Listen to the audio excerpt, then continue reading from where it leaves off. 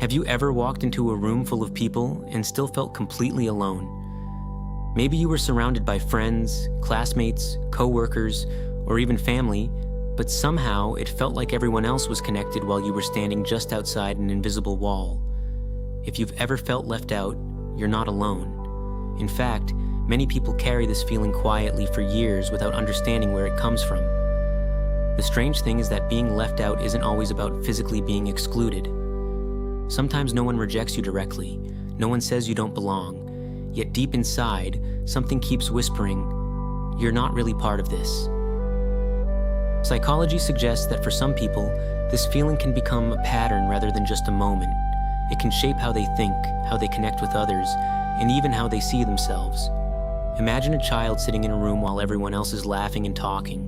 Nobody intentionally ignores them, but nobody really notices them either.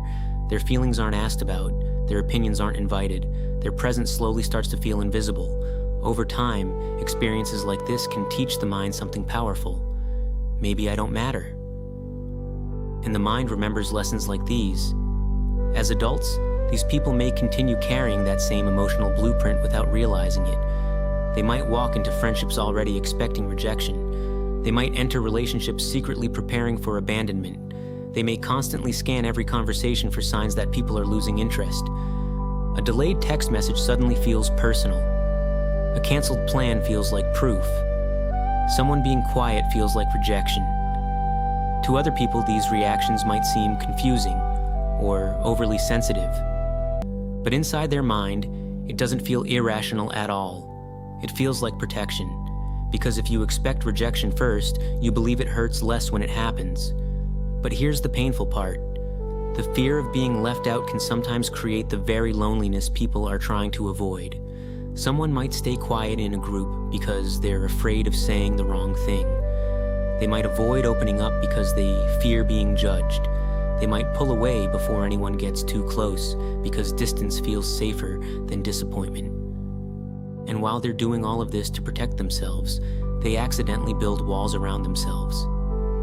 Then, the loneliness becomes even stronger. But there is another hidden side that many people never talk about.